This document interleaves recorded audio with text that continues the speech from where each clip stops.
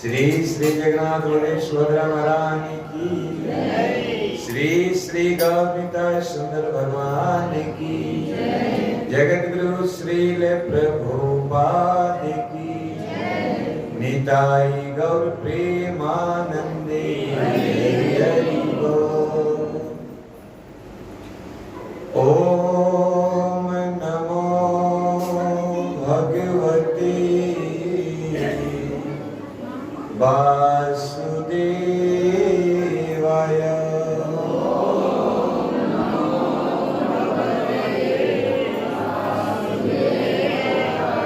ओम नमो भगवते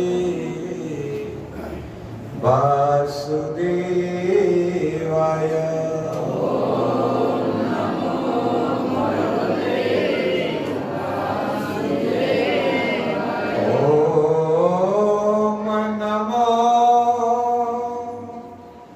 भगवते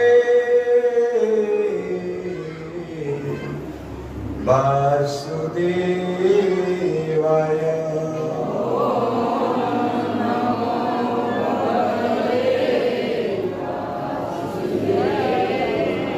ओम ज्ञानतिमिरन्धस्य ज्ञानाञ्जनशलाकया चक्षुरुन्मीलितं येन तस्मै श्री गुरुवे नमः। श्री चैतन्य मनोभीष्टं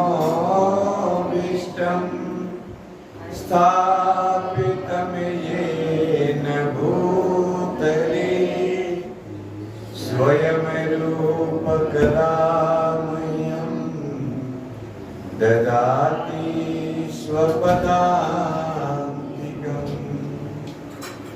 हे कृष्ण करुणा सिंधु दीनबंधु जगतपते गोपेश गोपिका कांत श्री राधा कांत नमस्तुते। नमो महावदन्याय कृष्ण प्रेम प्रदायते कृष्णाय कृष्ण चैतन्य नामिने गौरतिसे तप्त कांचन गौरांगी श्री राधे वृंदावनेश्वरी वृषभान सुते देवी प्रणमामि हरि प्रिये। जय श्री कृष्ण चैतन्य प्रभु नित्यानंद श्री अद्वैत गदाधर श्रीवासादि गौर भक्तवृंद। हरे कृष्णा कृष्णा कृष्णा हरे हरे हरे राम राम राम हरे हरे। योऽन्तः प्रविश्य मम वाचमिमां प्रसुप्तां संजीवयते अखिल शक्ति धरः स्वधाम्ना। अन्यांस्तहस्तचरणा श्रवणात्वगादीन् प्राणानमो भगवते पुरुषाय तुभ्यं। प्राणानमो भगवते पुरुषाय तुभ्यं। बंसी विभूषिते नवनीरदाभा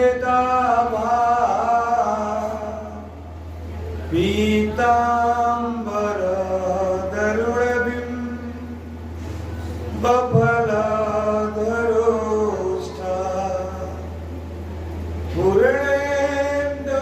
पूर्णेन्दुसुन्दरमुखम् अरविन्दनेत्रा कृष्णात् परं किमपि तत्त्वं न जाने कृष्णात् परं किमपि तत्त्वं न जाने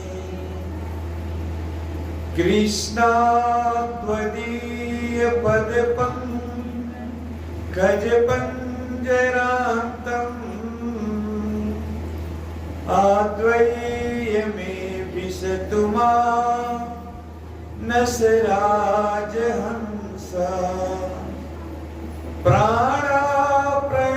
प्राणाप्रयाणसमये कफवातपित्ता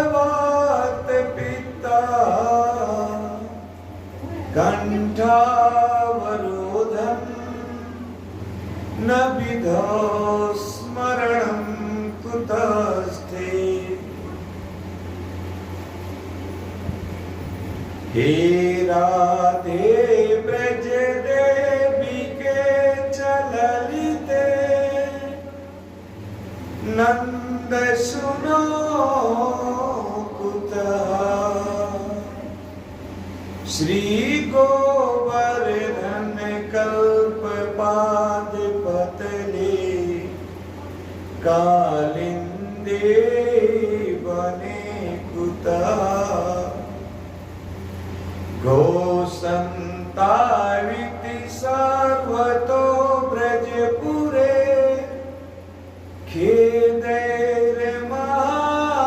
खेदैर्महाविह्वलो वन्दे रूप सनातनो रघुजुगो श्रीजीव गोपालको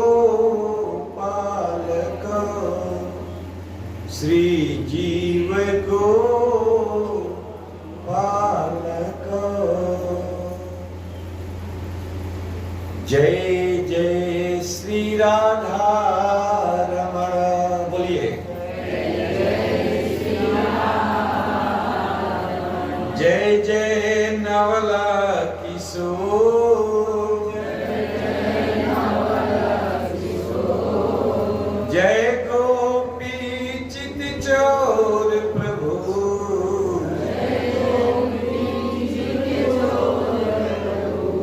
जय जय माखन चोर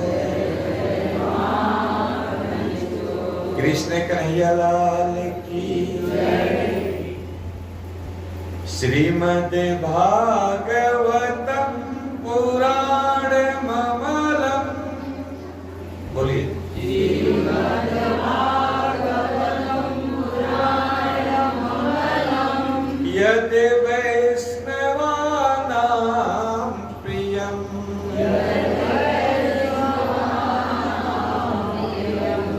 यस्मिन् पारमहंसमेकममलम्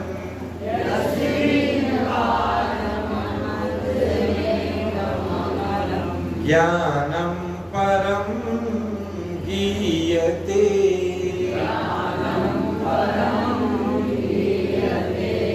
तत् ज्ञान विराग भक्ति सहितं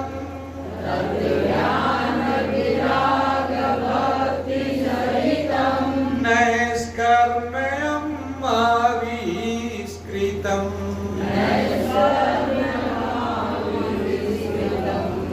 दत्त श्रीणवंशो पठन विचारण परो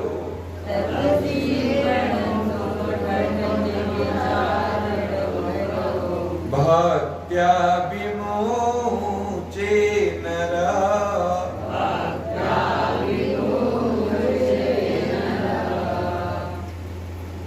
श्रीमद् भागवत महापुराण पुराण की जगत गुरु श्रील प्रभुपाद की जय गौर प्रेमानंद हरि।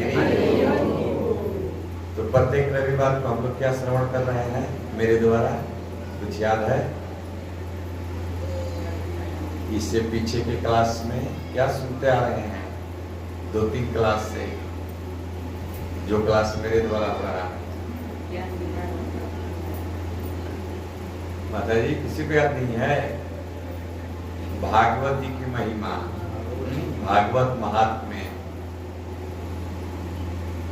बहुत सुंदर है। भागवत कथा से पहले श्रीमद् भागवत जो मूल मंत्र है, जिसमें केवल 18,000 श्लोक है, ऐसे अगर गीता प्रेस का लेने जाएंगे तो इतना मोटा मोटा 2 किताब मिलेगा, जिसमें क्या है, श्लोक है और उसका अर्थ है केवल। लेकिन श्री प्रभुपाद जी के द्वारा जो लिखित श्रीमद् भागवत के ऊपर टीका है, वो लेने जाएंगे तो इतना है, इतना से भी ज्यादा होगा। और जिसमें केवल श्लोक है, अर्थ नहीं है, वो केवल एक किताब में है। तो जिसमें भागवत जी की महिमा बहुत सुंदर तरीका से दी गई है, जिसको हम लोग क्रम से सुनते हुए आ रहे हैं। अगर पीछे की चर्चा करें तो हम लोग वहीं रुक जाएंगे, इसलिए पीछे की चर्चा ना करते हुए हम लोग सीधे थोड़ा सा बैक से लेकर कथा में प्रवेश करेंगे, ठीक है?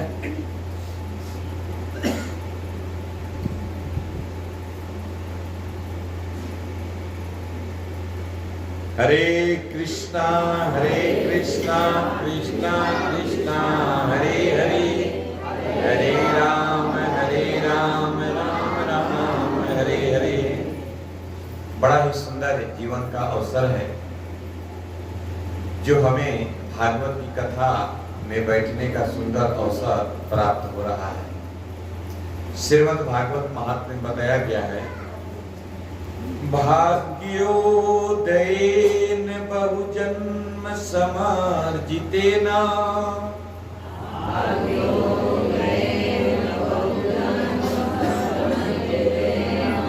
सत्संगम च लभते पुरुषो यदैवै।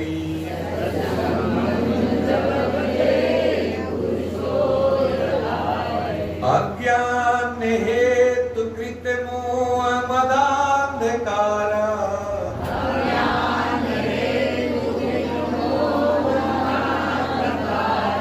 नाशं विधाय हितदोदयते विवेक।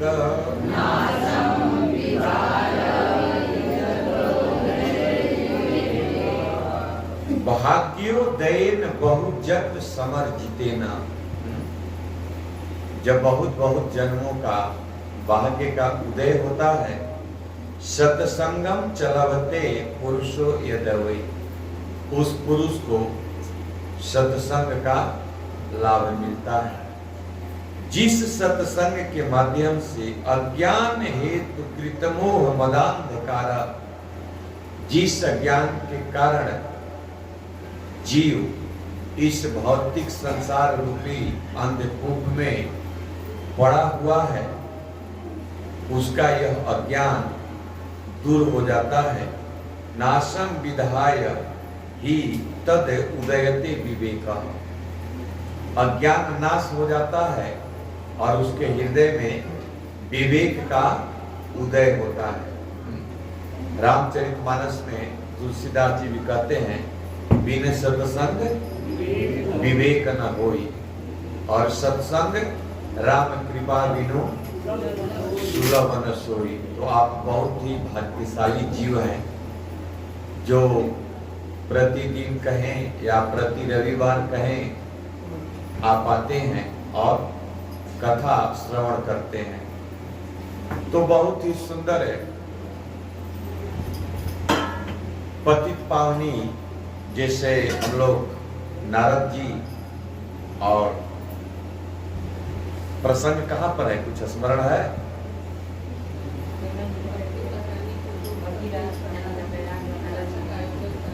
एक एक आदमी बोलिए बारी बारी से, तब ना समझ में आएगा। बोलिए कविता माता जी। भक्ति महारानी इनको जब नारद जी और ज्ञान बेरा को सुना रहे हैं, देश भागवतों की कथा बतला है, तो भक्ति महारानी वहाँ पे सुन रही कथा को वहीं से प्रश्न। और कहाँ तक हुआ था?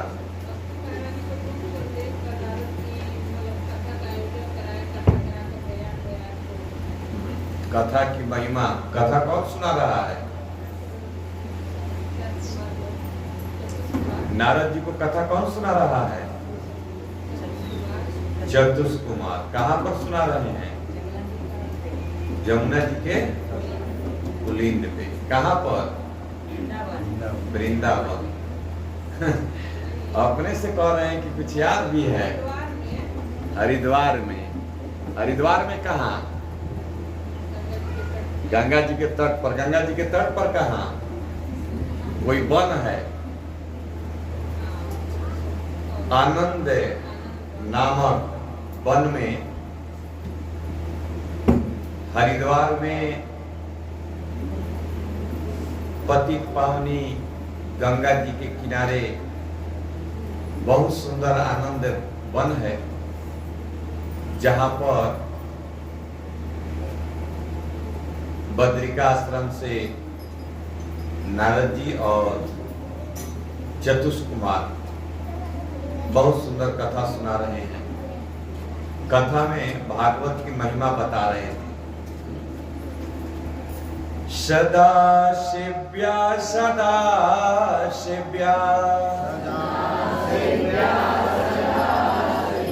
श्रीमद् भागवती कथा यस्य श्रवण मात्रेण हरिश्चित्तं समाश्रयेत्।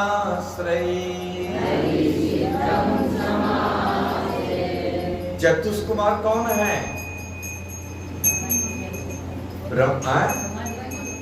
ब्रह्मा जी के मानस पुत्र।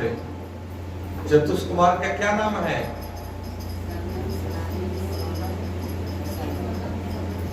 अब कुछ भी कह दीजिएगा तो थोड़े चलेगा। एक एक क्लियर बताइए, बोलिए। सनक की सनत है? सनक है, सनत कुमार। और सनकादि। क्या कविता मत दिया, आपका दिमाग कहाँ है? बताइए। तो स से सनक कह दीजिएगा, स से कुछ भी बोल दीजिएगा।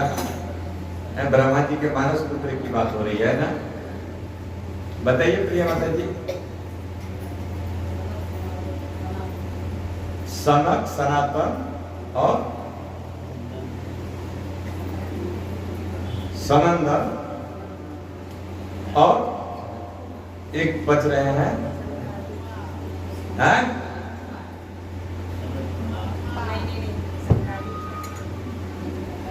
सनक, सनातन, सनंदन और सनत कुमार।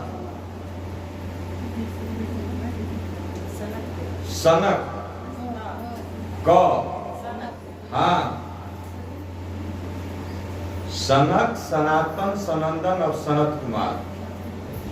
सनकादि कहाँ है इसमें?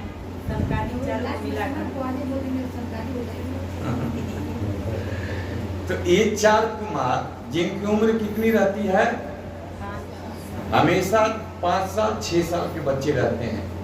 ये भगवान के धाम में चले गए थे, भगवान से मिलने के लिए घूमते हुए मन में इच्छा हुआ चले गए। बच्चा समझकर जय विजय रोक दिए। इतने समर्थवान है कि शराब दे दिए। और इसी बात को नारद जी जानते थे, इसलिए करें कि भ्रंग मात्रेण, आपकी केवल भ्रिकुटी टेढ़ करने से बाप रे बाप भगवान के द्वारपाल चले आए पृथ्वी पर। इसलिए अब आपसे सुंदर श्रोता ज्ञानी कौन हो सकता है? वक्ता इसलिए आप सुनाइए और हम सुन रहे हैं। और इस प्रकार से चतुष कुमार कहते हैं, सदा सेव्या श्रीमद् भागवती कथा यस्य श्रवण मात्रेण हरिश्चित्तम समाश्रय। भागवत की कथा का हमेशा सेवन करने से, सेवन करना मतलब निरंतर श्रवण करने से, नियमित रूप से सुनने से हरिश्चित्तम समाश्रय, भगवान श्री हरि के चरणों में प्रेम प्राप्त हो जाता है। भौतिक संसार से वैराग्य होने लगता है और भगवान के चरणों के प्रति अनुराग होने लगता है। केवल और केवल श्रीमद् भागवत कथा का सदा सेव्या, ये नहीं करें केवल रविवार सभ्या, है ना। रविवार को भी सुनेंगे तो लाभ मिलेगा, क्योंकि जैसे ही कर्ण के माध्यम से भागवत की कथा हृदय में उतरती है तो हमारे हृदय के कलमश को पवित्र करती है। लेकिन श्रीमद् भागवत में भी कहा गया कि नित्यम भागवत सेवया, प्रतिदिन हमें भागवत की कथा का श्रवण करना चाहिए। चाहे अच्छा है ऑफलाइन श्रवण करें, और ऑफलाइन नहीं है व्यवस्था तो ऑनलाइन सुने। और ऐसे निरंतर भागवत की कथा श्रवण करने का लाभ क्या है कि भगवान श्री हरि के चरणों में अनुराग होने लगता है, आसक्ति होने लगती है, प्रेम होने लगता है। न गंगा न गया काशी, पुष्करम न प्रयागकम, सुख शास्त्र कथायाश्च फलेन समता नहीं। आप गंगा में जाकर स्नान कीजिए, गया चले जाइए, काशी में चले जाइए, पुष्कर चले जाइए, तीर्थराज प्रयाग में जाइए, कहीं भी आप जाइए, लेकिन जो भगवती गंगा में डुबकी लगाने का जो लाभ है वो कहीं भी नहीं है। और एक कथा चतुष कुमार जहां पर बता रहे हैं, वहां पर सारे देव लोग, पृथ्वी लोग और मतलब ऊपर पृथ्वी और नीचे सारे लोकों में रहने वाले जितने भी ब्रह्मचारी, सन्यासी, साधु, तपस्वी, भागवती में नाम दिया गया है सबका, एक से एक गुरुओं के गुरु सब बैठे हुए हैं और सब तत्वदर्शी हैं, सब ज्ञानी हैं। और ऐसी भारी सभा में चतुष कुमार कहते हैं कि जो भगवती गंगा में डुबकी लगाने का जो लाभ है उसकी तुलना गंगा, काशी, प्रयाग जाकर तीर्थ स्थानों में स्नान करने से भी वो पुण्य प्राप्त नहीं होता है। लेकिन सही ज्ञान नहीं होने के कारण हम भागवती गंगा को छोड़कर जाते हैं काशी गंगा जी में डुबकी लगाने के लिए। हमें लगता है कि काशी की गंगा हमें ज्यादा पवित्र करेगी, लेकिन सोचिए कि इस भारी सभा में चतुष कुमार क्या कह रहे हैं, न गंगा न गया काशी, पुष्करम न प्रयागकम, सुख शास्त्र कथा या फलेन समता नए। सुखदेव गोस्वामी के द्वारा कही गई कथा गंगा का जो लाभ है इसकी बराबरी नहीं किया जा सकता। इस प्रकार से अनेकों श्लोकों में पिछले हम लोग सत्र में ये सब चीजें श्रवण कर चुके हैं। सौनक ऋषि के मन में एक जिज्ञासा हुई, क्योंकि ये कथा कहाँ चल रही है, नैमिषारण्य में शुद्ध गोस्वामी सौनक ऋषि को सुना रहे हैं। और वो कथा सुनाते सुनाते कहते हैं कि हे सौनक ऋषि, महाराज परीक्षित को सुखदेव गोस्वामी गंगा जी के तट पर कथा सुना रहे थे। और उस कथा के अंदर देखिए, उस कथा के अंदर ये कथा और इस कथा के अंदर ये चतुष कुमार और नारद जी की कथा। और यही लिंक नहीं पता होने के कारण लोगों को कंफ्यूजन रहता है कि कौन किसको कथा सुनाया, कब सुनाया, कहां सुनाया, कैसे सुनाया। तो शौनक ऋषि प्रश्न करते हैं कि महाराज भागवत के अंदर जितनी आप महिमा बता रहे हैं, इतना भागवत के अंदर सामर्थ्य कहां से आ गया? ऐसा क्या है भागवत जिसकी तुलना आप कह रहे हैं कि भागवत का अगर श्रवण किया जाए तो गंगा, काशी, प्रयाग में भी जाकर स्नान करने से वो फल नहीं प्राप्त किया जा सकता जो भगवती गंगा में यानी कि भागवत कथा में बैठकर प्राप्त किया जा सकता है। और जिस कथा के बारे में आप बता रहे हैं कि जिसका निरंतर अगर सेवन किया जाए, पठनात् श्रवणात्, इसका पठन किया जाए, श्रवण किया जाए, तो भगवान श्री हरि के चरणों में धीरे धीरे प्रेम प्राप्त हो जाता है। आखिर इस श्रीमद् भागवतम में ऐसा है क्या? तब शौनक ऋषि के प्रश्न का उत्तर देते हुए शुद्ध गोस्वामी कहते हैं, ये वाला श्लोक छूट गया है लेकिन लगाते हैं। पादौ यदीयो प्रथमा द्वितीयो तृतीय तुरये कथितो यधुरु। बोलिए।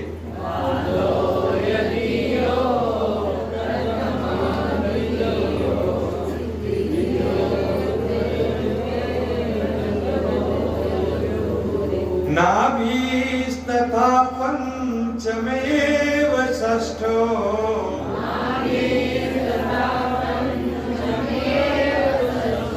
भोजान्तरम दो जुगलम तथान्यो।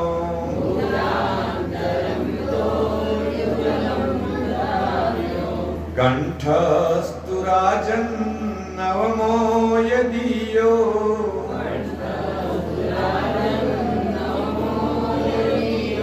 मुखारविन्दं दशमा प्रफुल्लम्।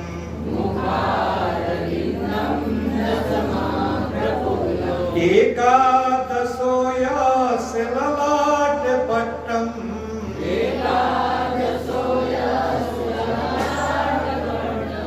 शिरोऽपि तु द्वादशेव भाति।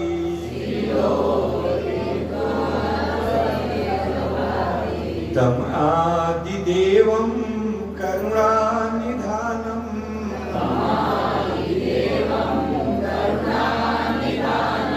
तमालवर्णं सुहितावतारम्।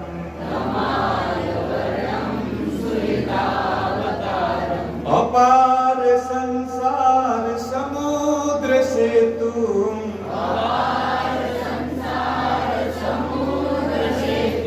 भजामहे भागवत स्वरूपम्।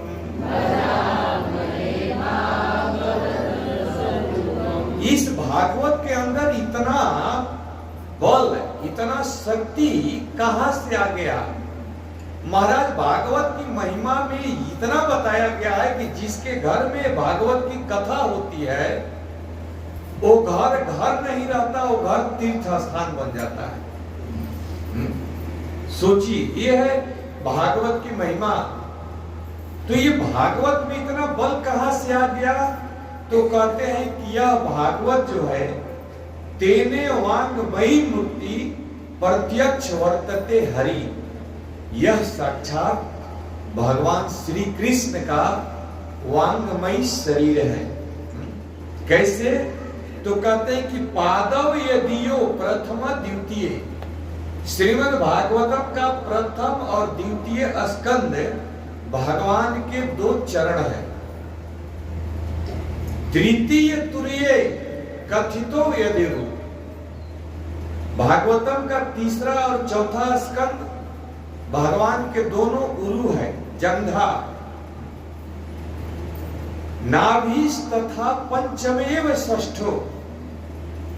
भगवान श्रीमद् भागवतम का पांचवा स्कंद भगवान का नाभि है और भुजांतरम तो जुगलम तथान्यो। 6 और 7 श्रीमद् भागवतम का 6वां स्कंद, श्रीमद् भागवतम का 7वां स्कंद। भगवान के 2 भुजा है, 5, 6 और 7। 8 जो है श्रीमद् भागवतम का 8वां स्कंद भगवान का हृदय है। कंठस्तु राजन नवमो यदियो। भगवान का जो कंठ है, श्रीमद् भागवतम का जो 9वां स्कंद है वो भगवान का कंठ है। मुखारविंदम 10वां प्रफुल्लम। और श्रीमद् भागवतम का 10वां स्कंद भगवान का सुंदर प्रसन्न चित्त मुख कमल है। और एकादशो यश ललाट पट्टम। 11 स्कंद भगवान का ललाट है। और 12 शिरो अपितु 12 एव भाति। 12वां स्कंद भागवत का भगवान का सर है।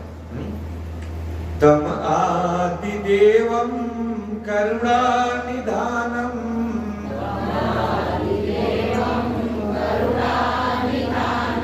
तमाल वर्णम सुहितावतारम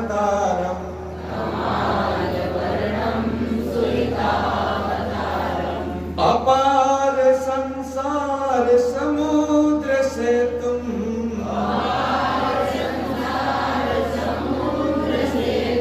भजामहे भागवत स्वरूपम। वही भगवान साहित्य के रूप में करुणा के कारण, जीवों के ऊपर कृपा करने के कारण, हम लोग आज सुबह सुन रहे थे प्रभु जी के द्वारा कि भगवान अर्च विग्रह के रूप में क्यों आते हैं, क्या प्रयोजन है।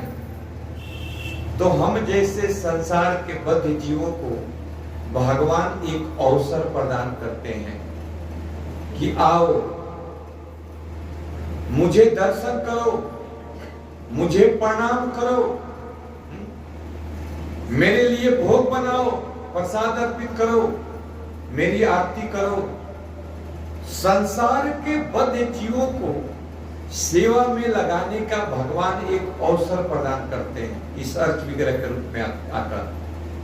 और यही तम आदिदेव, वही आदिदेव, वही परम पुरुष करुणा निधानम, करुणा करके जीवों के ऊपर जो तमाम वर्ण के है, साहित्य अवतारम, साहित्य के रूप में अवतार लेते हैं। किस लिए कि अपार संसार समुद्र सेतु, जो संसार का बद्ध जीव इस संसार सागर में गोते लगा रहा है, कब स्वर्ग उठाए कबो नरक डुबाए, कभी सुख कभी दुख, कभी लाभ कभी हानि, कभी मान कभी अपमान, इस प्रकार के द्वंद्वों में जो जीव गोता लगा रहा है, ऐसे लोगों के ऊपर कृपा करने के लिए स्वयं भगवान श्री कृष्ण श्रीमद् भागवत के रूप में प्रविष्ट हो गए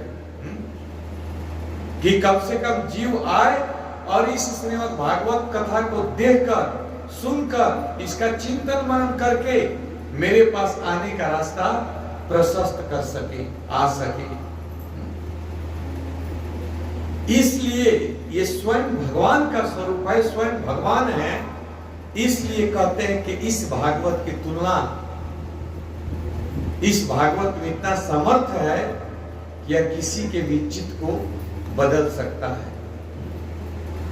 और जिसके जीवन में भागवत जी उतर गए, उसको कहीं जाने की जरूरत नहीं है। वो जहां जाता है वही उसी स्थान को वो तीर्थ बना देता है भागवत जी के प्रभाव से। तो इस प्रकार से हम लोग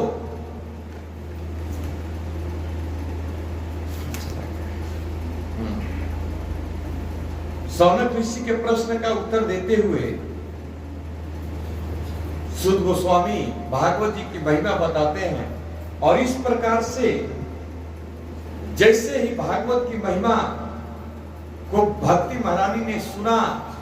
महाराज उन सारे ऋषियों के बीच में, जहां पर सारे देवर्षि अलग अलग सब जगह से ऋषि वहां पर उपस्थित थे, और सारे ऋषियों के बीच में भागवत की कथा को सुनकर, जो कि चतुष्कुमार के द्वारा सुनाया जा रहा है और नारद मुनि श्रोता है, और ज्ञान और वैराग्य अच्छे पड़े हुए हैं, भक्ति महारानी दुखी है कि मैं जवान, मेरे पुत्र बूढ़े, मेरा क्या होगा। नारद जी से कह दी थी भक्ति महारानी की, हे नारद जी, अगर यही स्थिति रही तो मैं यहां से छोड़कर विदेश गम्यते, मैं विदेश चली जाऊंगी। नारद जी व्याकुल हुए कि नहीं नहीं नहीं भक्ति महारानी, आप ऐसा मत कहिए, मैं इसका तुरंत उपाय करता हूं। वेद वेदांत घोषश्च, बहुत सारे वेद उपनिषद गीता का पाठ किए, लेकिन कुछ फर्क नहीं पड़ा। तब एक भविष्यवाणी हुई, हे नारद सत्कर्म करो। अब नारद को लगा कि सत्कर्म ही हम नहीं किए, सब गीता भागवत वेद पुराण उपनिषद सब पढ़ गए, अभी तक हम सत्कर्म ही नहीं कर रहे हैं। तो सत्कर्म की खोज करते करते सत्कर्म क्या है पहुंच गए थे बद्रिका आश्रम में। उधर एकदा तू विशालाया सत्संग करने के लिए चतुष्कुमार विचरण कर रहे थे। अब कोई मिले तो सत्संग करें, और तब तक वहीं रास्ते में दोनों की मुलाकात होती है, और चतुष्कुमार पूछते हैं कि आपके जैसा भक्त है, चिंता में क्यों है, क्या बात है। यही भक्ति महारानी के दुख को नारद जी बताते हैं। फिर चतुष्कुमार उपदेश देते हैं, क्या नारद जी आप भूल गए, ब्रह्मा जी जब वेद व्यास जी जब सारे वेद पुराण उपनिषद की रचना करने के बाद भ्रम में थे, तो आपने उनको चतुस्र श्लोकी भागवत का ज्ञान दिया था, और आज आप भूल गए भागवत का ज्ञान यही है सबका, भागवत की कथा सुनाइए। तो तुरंत नारद जी पकड़ लिए चतुष्कुमार को, तब तो देर क्या करना है, आप कहने वाले हम सुनने वाले शुरू हो जाए। और बस गंगा जी के तट पर आनंद नामक वन में शुरू हो गई कथा। और जैसे ही कथा चल रही थी, अब महाराज कथा के बीच में ही भक्ति महारानी प्रसन्न होकर नाचने लगी, नृत्य करने लगी। हरे कृष्णा कृष्णा कृष्णा हरे हरे, हरे राम राम राम हरे हरे। गाइए आगे निकल बाबा।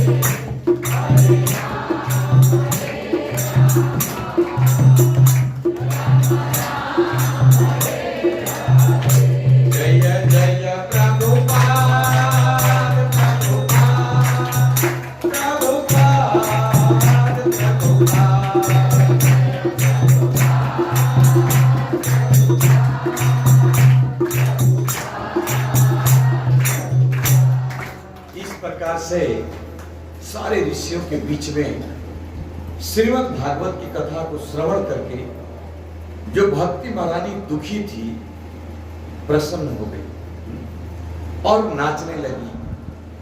आचार्य कहते हैं कि क्या हम अपने जीवन में ईमानदारी पूर्वक भागवत की कथा का आश्रय लें, उसको सुनने और समझने का प्रयास करें, तो हम इस संसार में जो दुखी हैं क्या खुशी का अनुभव नहीं कर सकते? अवश्य कर सकते हैं। और इस प्रकार से बहुत सुंदर सूत गोस्वामी कहते हैं, भक्ति सुतौ तौ तरुणौ गृहीत्वा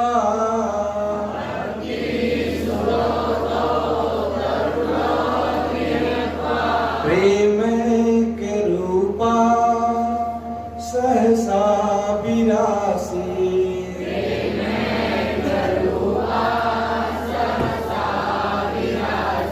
श्री कृष्ण गोविंद हरे मुरारे,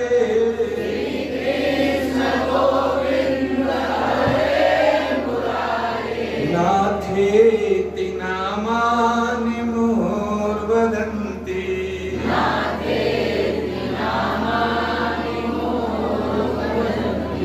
बार बार भक्ति सुतो तो भक्ति महारानी के सुत तो दोनों पुत्र ज्ञान और वैराग्य तरुणों गृहीत्वा जवान हो गए और भक्ति महारानी के साथ ये भी नाचने लगी।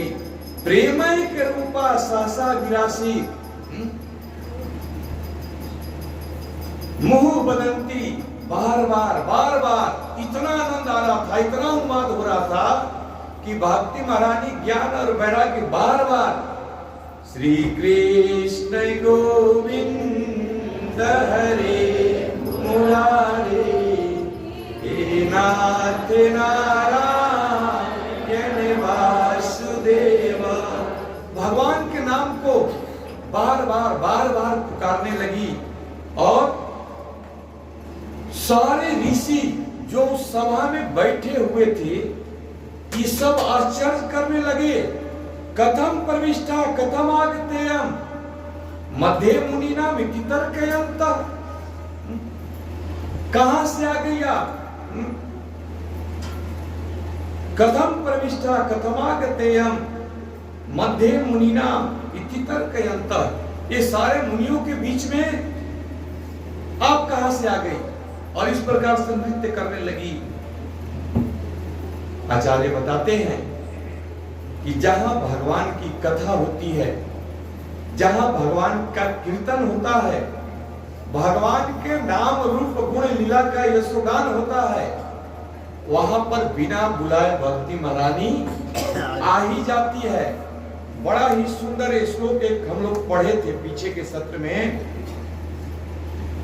कहते हैं कि त्वम तु भक्ति प्रिया तस्य सततम प्राण तु अधिका त्वया आहु तस्तु भगवान याति नीच गृहे सुपी।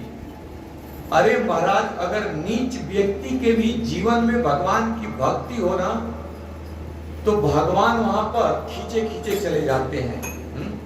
और यहाँ पर जैसे नारद जी बताते हैं, श्री श्री जगन्नाथ बलदेव सुभद्रा महारानी की जय, कि यत्र गायन्ति मद भक्त तत्र तिष्ठामि नारद। हे नारद, मैं वही रहता हूं जहां मेरे भक्त मेरे नाम का कीर्तन करते हैं, गान करते हैं। और वही चीज कि कथा प्रविष्टा, जहां पर भक्ति कीर्तन कथा होती है वहां बिन बुलाए भक्ति महारानी प्रकट हो ही जाती है। स्वाभाविक आप निरंतर भागवत कथा नाम जप का आश्रय लीजिए। कुछ काल के बाद आप अपने हृदय में देखेंगे कि संसार से वैराग्य और कृष्ण के चरणों के प्रति अनुराग स्वाभाविक बढ़ते जा रहा है, क्रमशः धीरे धीरे। इस प्रकार से भक्ति महारानी ने बड़ा सुंदर प्रश्न किया कि हे महाराज, क्योंकि कथा चल रही है, ये हमेशा स्मरण रखिए कि चतुष्कुमार व्यास आसन पे हैं, नारद जी और सारे ऋषि सुन रहे हैं और वहां भक्ति महारानी प्रकट हो गए, नृत्य करने लगी। तो भक्ति महारानी पूछती है कि हे महाराज, सारे लोगों के लिए आपने स्थान दिया, मेरा स्थान कहां है, मैं कहां निवास करूं? निरंतरम वैष्णवानिशानी।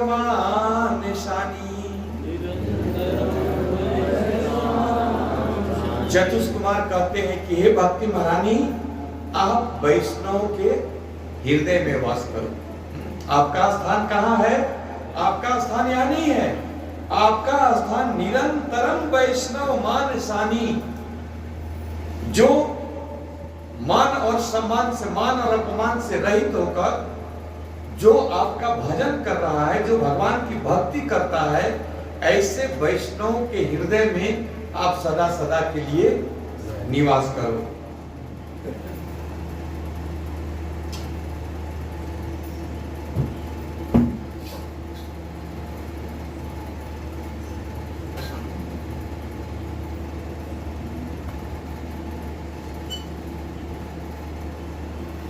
बड़ा ही सुंदर श्लोक है। इस श्लोक के माध्यम से भक्ति महारानी और भागवत की महिमा को बता रहे हैं।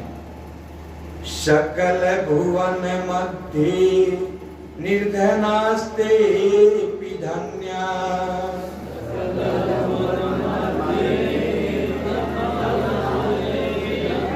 निवसति हृदये साम श्री हरेर भक्ति रेखा।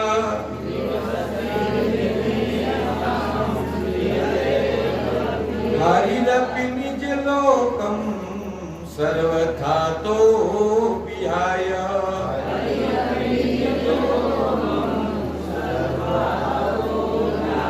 प्रविशति हृदि तेषां भक्ति सूत्रोपलब्धा।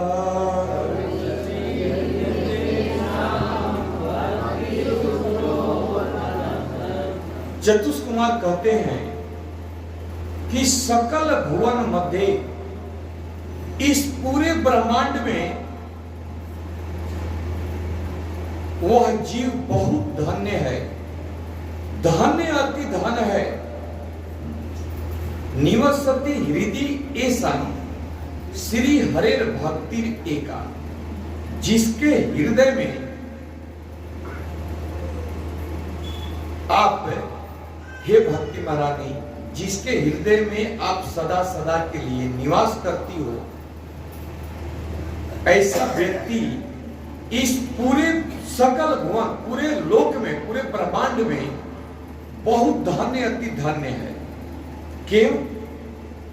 क्योंकि जिसके हृदय में भक्ति महारानी रहती है, जिसके हृदय में भक्ति निवास करती है, तो कहते हैं कि हरिरपि निज लोकम सर्वथा तो विहाय।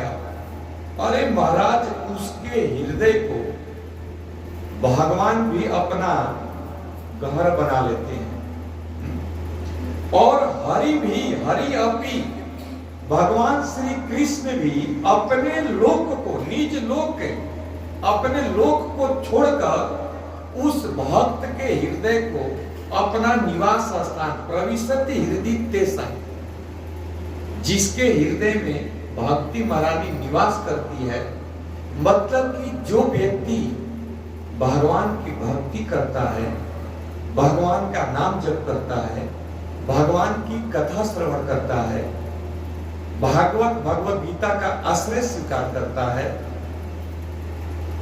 ऐसे जीवों के हृदय में साक्षात भगवान विराजमान करना पसंद करते हैं, रहना पसंद करते हैं।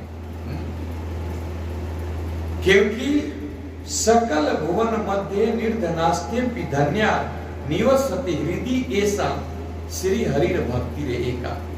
जिसके हृदय में भक्ति महारानी रहती है ना, वो हृदय भगवान को बहुत प्रिय लगता है। क्योंकि भक्ति महारानी सबके हृदय में नहीं टिकती। भक्ति महारानी आती तो है, गुरु कृष्ण प्रसादे पाए भक्ति लता बीच, भक्ति महारानी आती तो है, लेकिन जैसे ही देखती है कि इसके हृदय में काम क्रोध लोभ है, आंख बंद करने की जरूरत नहीं है, ध्यान नहीं करना। हम लोग कथा में बैठे हैं, ध्यान करने के लिए नहीं बैठे, ठीक है।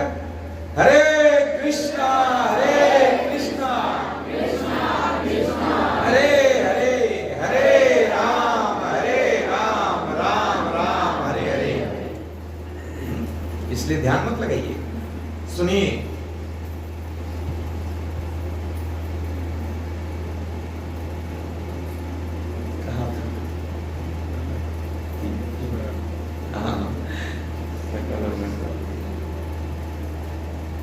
हाँ, भक्ति महारानी आती तो है गुरु कृष्ण की कृपा से, लेकिन जैसे ही भक्ति महारानी आती है और जैसे ही भक्ति महारानी देखती है कि इसका हृदय तो भरा पड़ा है, काम क्रोध लोभ मोह मद मत्सर संसार का विषय, अनेक प्रकार की इच्छाएं इसके हृदय में सब जगह बनाकर बैठे हुए हैं, तो भक्ति महारानी आकर भी चली जाती है। लेकिन जब भक्ति महारानी के लिए मकान खाली हो, आचार्य बताते हैं कि अगर मान लीजिए कि किसी को रेंट पर किराया पर मकान लेना हो, तो सबसे पहले यही चाहता है कि मकान मालिक यहाँ पर न रहता, किसी प्रकार का टेंशन ना हो, है ना। हाँ, दूसरा क्या सोचता है कि साफ सुथरा मकान हो, पूर्ण रूप से वेंटिलेशन हो और हर चीज डेकोरेटेड हो। आप बड़े बड़े सिटी में जाइए, वहां आपको कुछ भी खरीदने की जरूरत नहीं है, पैसा दीजिए, सब कुछ फुल फर्निश्ड है ना। तो ऐसे घर को हर व्यक्ति चूज करना चाहता है। अब रूम में गया, कहीं खिड़की नहीं है तो कोई पसंद नहीं करता है। और जब भक्ति महारानी मान लीजिए थोड़ा बहुत अगर है भी, तो भक्ति महारानी जाती है वहां पर, तो उस भवन को और सुंदर सजा देती है। जैसे मान लीजिए कि अगर किसी के हृदय में काम क्रोध लोभ मोह मत सब है भी, थोड़ा बहुत है, जीव प्रयास कर रहा है ईमानदारी पूर्वक, तो भक्ति महारानी उसके हृदय को निर्मल बना देती है, साफ बना देती है भगवान का नाम जप करने से। हरे कृष्णा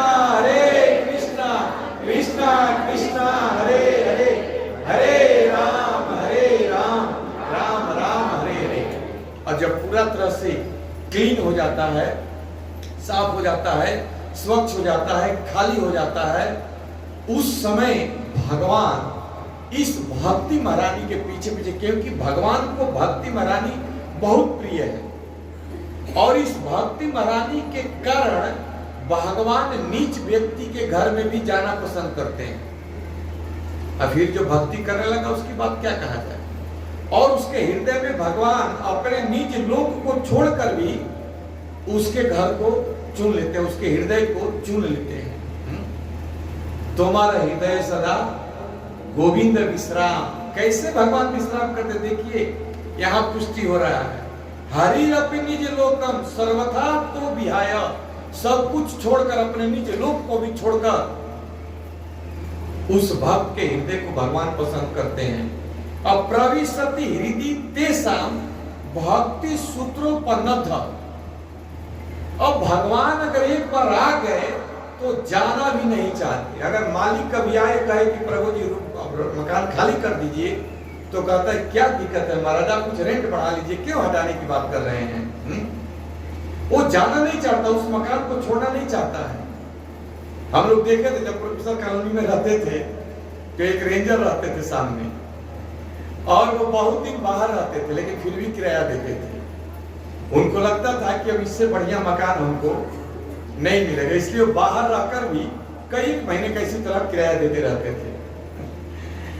वो बताते थे मकान मालिक। तो भगवान भक्ति सूत्र पनब्ध, ऐसे बंध जाते हैं, भगवान को इतना अच्छा लगता है वो हृदय कि भगाने के बाद भी वहां से नहीं भागते।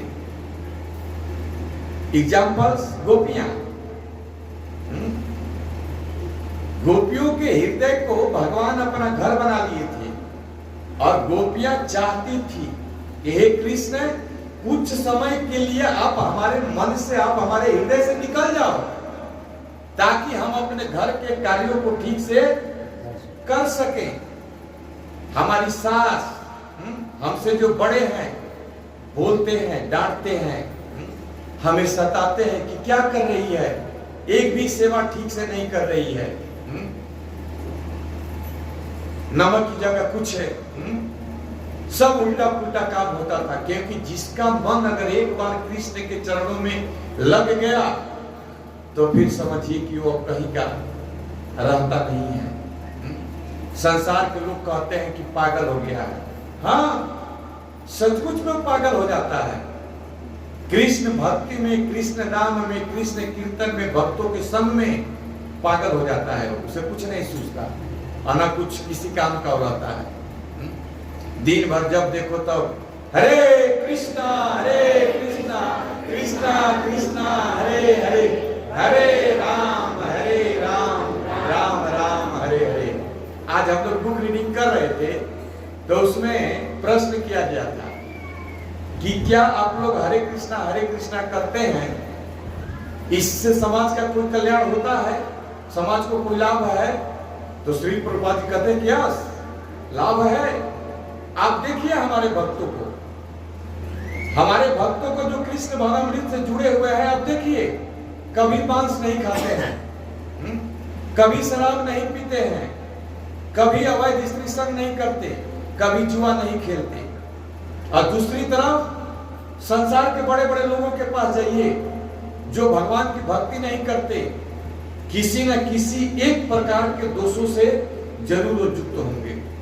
भले ही अपार मोटे संपत्ति के गद्दा पर सो रहे हो, बड़े बड़े गाड़ियों में घूम रहे हो, लेकिन 4 दोष में से एक दोष भले कुछ ना हो तो खैनी पीनी पान तो जरूर ही खाते होंगे।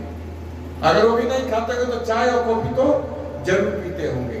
लेकिन हमारे भक्तों को देखिए, श्री प्रभुपाद जी कहते हैं ये संस्कृति नहीं है, ये सभ्य समाज नहीं है। अब क्या आप समाज का लाभ करना चाहते हैं? शराब पीने वाला, मांस खाने वाला व्यक्ति भी अगर कृष्ण भावनामृत को स्वीकार कर लेता है तो उसका हृदय बदल जाता है, शराब और मांस को त्याग देता है।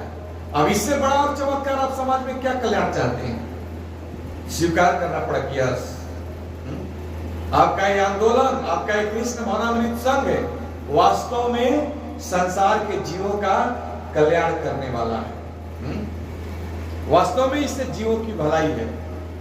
इस प्रकार से नारद जी अब कहते हैं कि हे भगवान, हमने स्पष्ट रूप से देख लिया, अपने इन आंखों से देख लिया कि श्रीमद् भागवत के श्रवण से ज्ञान और वैराग्य से समन्वित भक्ति किस प्रकार पुष्ट होकर नाचती है। आज मैंने देखा अपने नेत्रों से। इसलिए आचार्य कहते हैं कि भगवान का भजन कीजिए, भगवान के नाम का जप कीजिए, भागवत की कथा सुनिए। सारे शास्त्र और सारे वेद यही बताते हैं। तब और 10 मिनट केवल लेंगे कथा। तब प्रश्न किया गया कि क्या श्रीमद् भागवत के श्रवण से ज्ञान वैराग्य से समन्वित भक्ति महारानी ही पुष्ट होती है कि पापियों के पापों का भी शोधन होता है ना प्रश्न? ठीक है भाई, ज्ञान वैराग्य भक्ति महारानी तो पुष्ट होकर नाचने लगी भागवत कथा श्रवण करने से। लेकिन अब ये बताइए कि क्या भागवत कथा श्रवण करने से पापियों के पापों का भी शोधन होता है? और अगर होता है तो किस प्रकार के पापियों का पाप का शोधन होता है? तब चतुष कुमार कहते हैं, नहीं, सुध गोस्वामी, तब सुध गोस्वामी कहते हैं कि किस किस प्रकार के पापी की बात कर रहे हो? तुम्हारा प्रश्न ही गलत है। अरे किस किस प्रकार की पापी की बात छोड़ो, जिसने अपने जीवन में पूरा जीवन भर पाप कर्म किया है, जो अपने जीवन भर जितना दिन जिया और अपने जीवन में जो भी कार्य किया केवल पापमय ही कार्य किया, और अपने जीवन भर कभी भी भागवत का श्रवण नहीं किया और वह मर गया, लेकिन मरने के बाद भी अगर वो भागवत की कथा श्रवण कर ले, परम पद को प्राप्त कर जाता है। अब फिर जीते जी अगर कोई भागवत की कथा सुने तो मुक्त नहीं होगा, लेकिन सुनेगा तब ना। अब बैठा है कथा में, ध्यान है बच्चों पर, ध्यान है कि श्रीलेदर का जूता खरीदे हैं, आज ही कहीं कोई लेकर भाग न जाए बाहर से। है ना, गौर करने वाली बात है ना। भागवत की महिमा तो देखिए कि जीवन भर पाप किया और पूरे जीवन कभी कथा नहीं सुना, मर गया, लेकिन मरने के बाद भी अगर कथा का श्रवण कर लिया, परम पद को पा जाता है।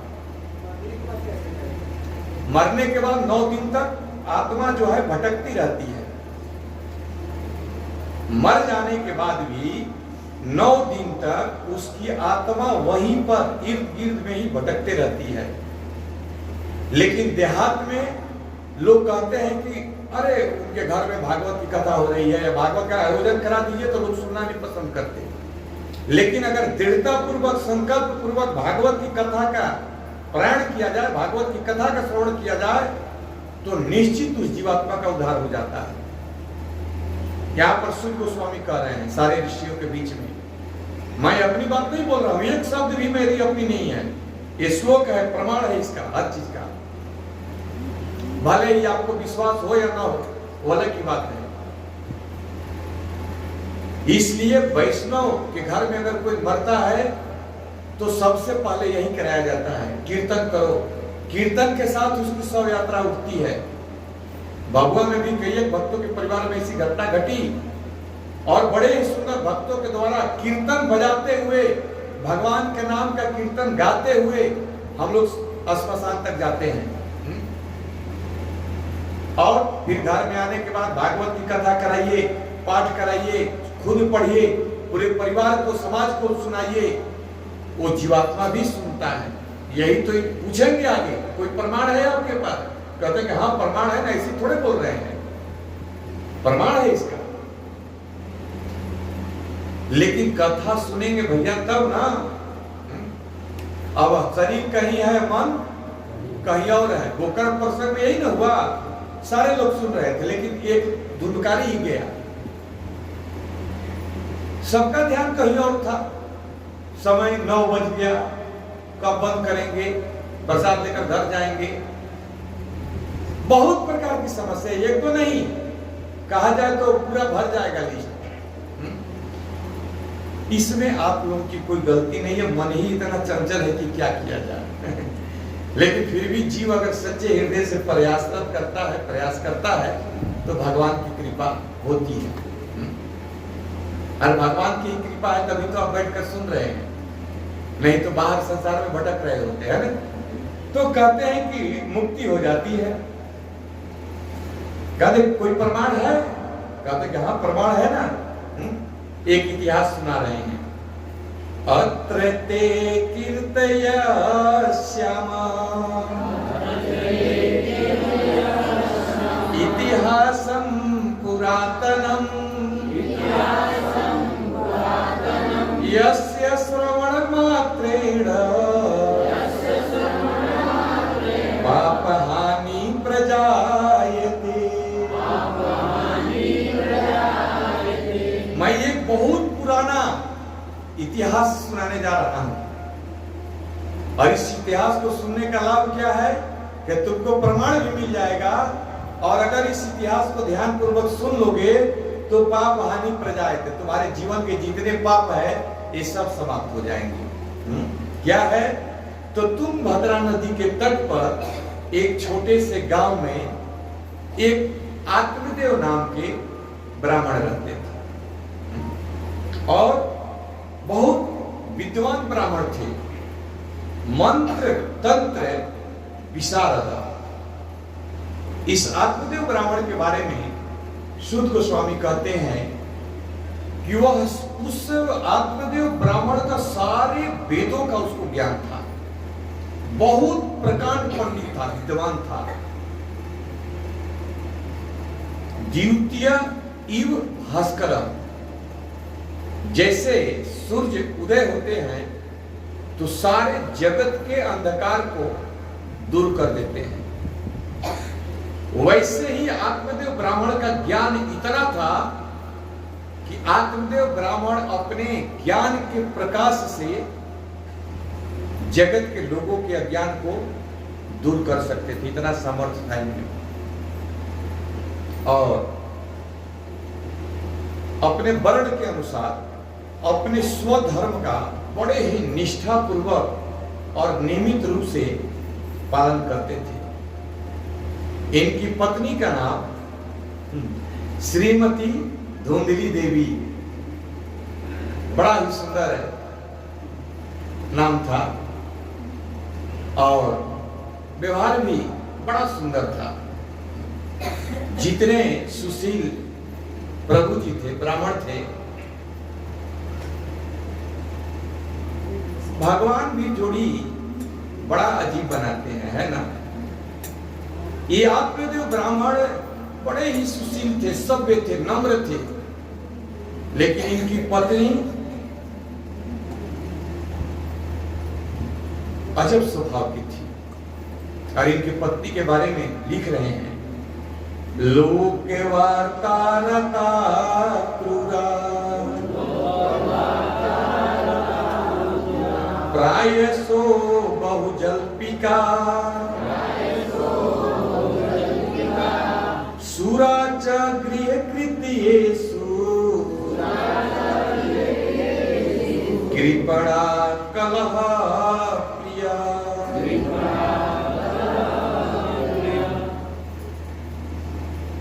अपने पड़ोसी से इस ब्राह्मण की पत्नी धुंधली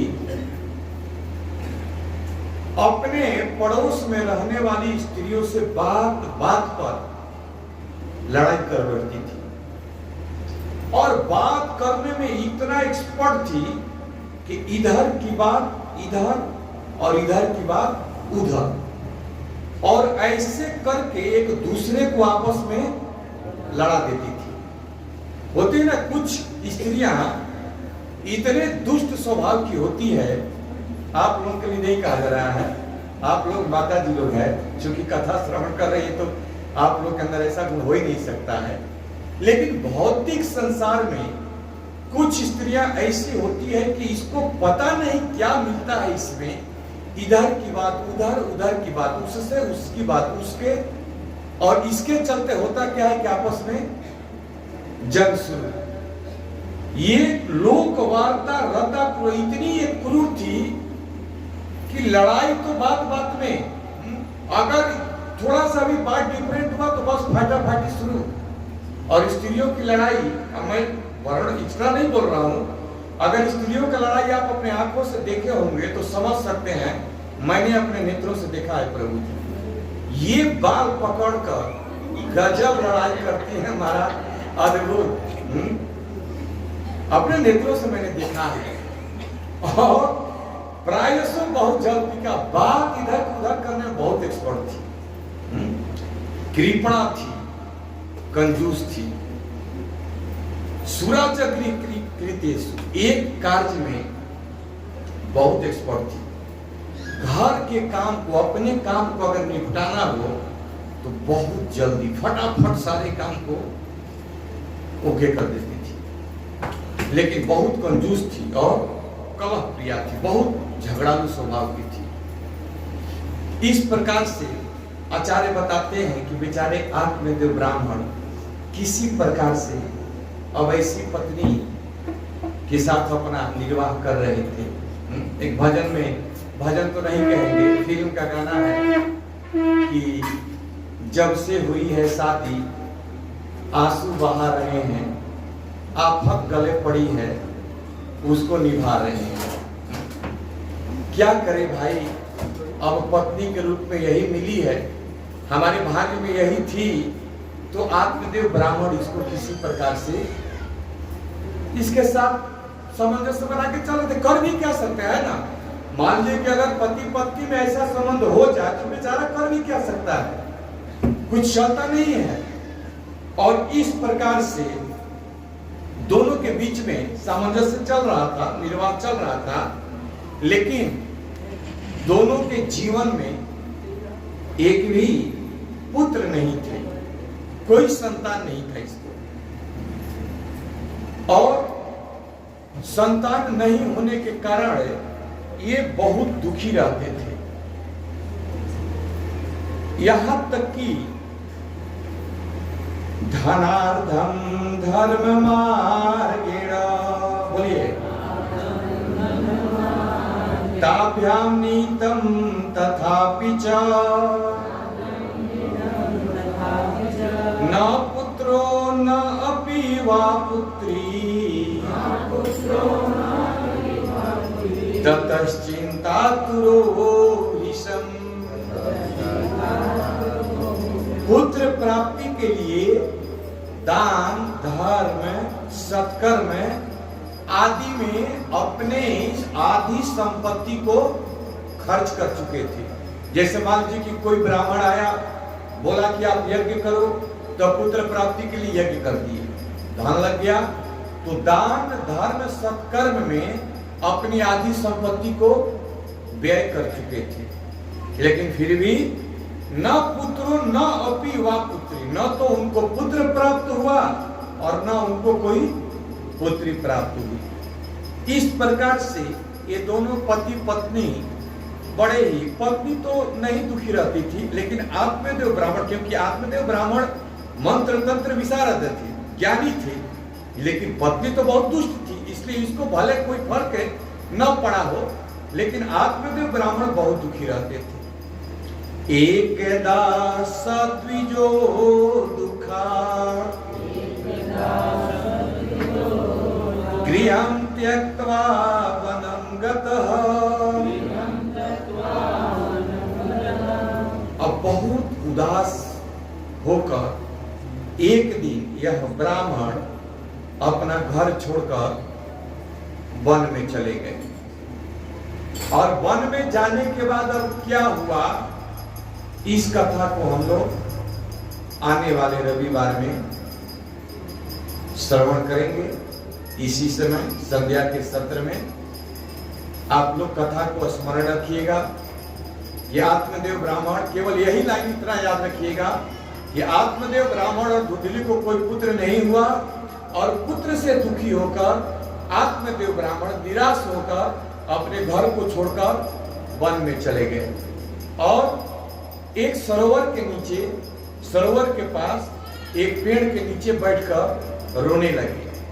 अब आगे क्या करते हैं, उनके जीवन में पुत्र होता है नहीं होता है, या मृत्यु को प्राप्त होते हैं, या फिर कुछ उनके जीवन में कुछ चमत्कार होता है, इस कथा को सुनने के लिए अगले रविवार ठीक 7:30 बजे से, ठीक है।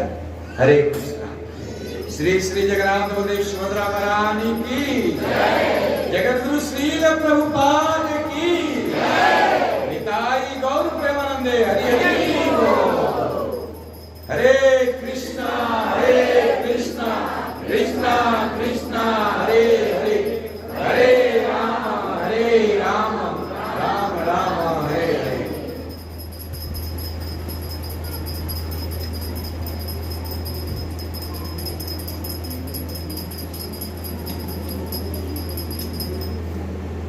हरे कृष्णा। हरे कृष्ण नाम तो बोलेंगे, हम लोग का स्वागत करेंगे। हरे कृष्णा कृष्णा कृष्णा हरे हरे, हरे राम राम हरे हरे। एक अनाउंसमेंट है हमारे वृंदावन कार्तिक की तरह से, जो भी भक्त रजिस्ट्रेशन कराए हैं वो अपना जो बाकी का जो पैसा है और जल्द से जल्द सामग्री को पास जमा कर दें।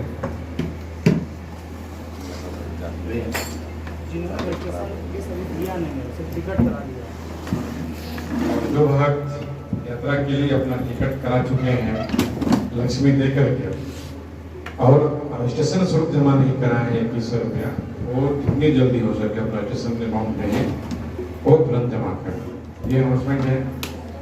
और दूसरी अनाउंसमेंट ये है कि सुदामा सेवा से है हमारा जो मंदिर का जो कार्यक्रम है ये इसके लिए हम लोग सुदामा सेवा के द्वारा इसको मैनेज करते हैं कि जो भी भक्त इस मंदिर से जुड़े हुए हैं, जिनकी श्रद्धा इस मंदिर से है, वो और जो भी अर्न करते हैं,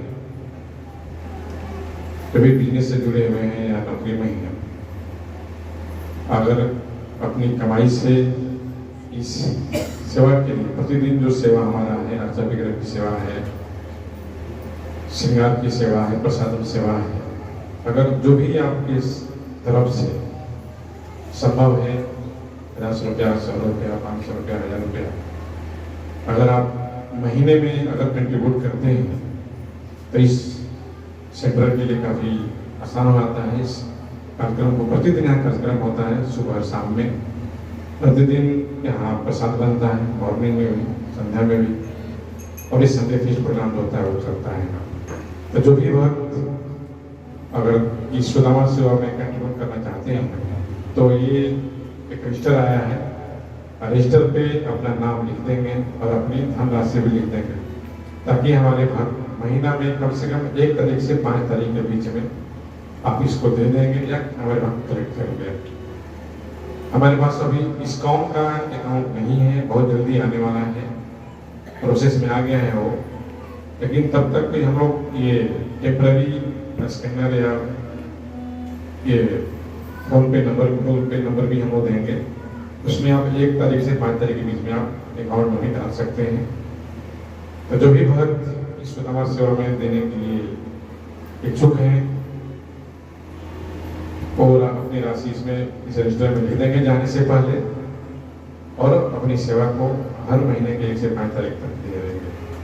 बहुत बड़ा काम नहीं है ये, हमारा ये परिवार करीब 250-300 लोगों का अपना परिवार है और एक थोड़ी सी आपकी सेवा हमारे इस पूरे परिवार को चलाने के लिए पर्याप्त हो जाता है। इसलिए इस सेवा को चूज करें और इसके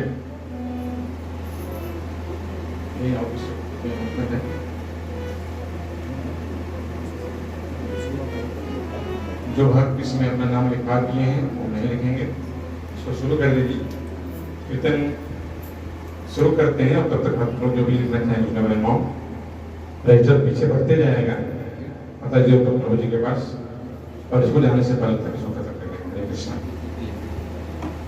हमारा जो जन्माष्टमी का जो कार्यक्रम है इस साल जन्माष्टमी जो है 26 अगस्त को है, जो मंडे है, और 25 अगस्त को संडे है। 27 अगस्त ट्यूसडे श्रील प्रभुपाद जी का वेडनेसडे है। ये 3 दिन का कार्यक्रम इस इस्कॉन नामक सेंटर में बहुत सुंदर जन्माष्टमी फेस्टिवल सेलिब्रेट करने वाले हैं। इस फेस्टिवल के लिए हमारे ये इस्कॉन चौपाटी मुंबई से इस बार मेरे सुदामा प्रभु कार्यक्रम हो रहा है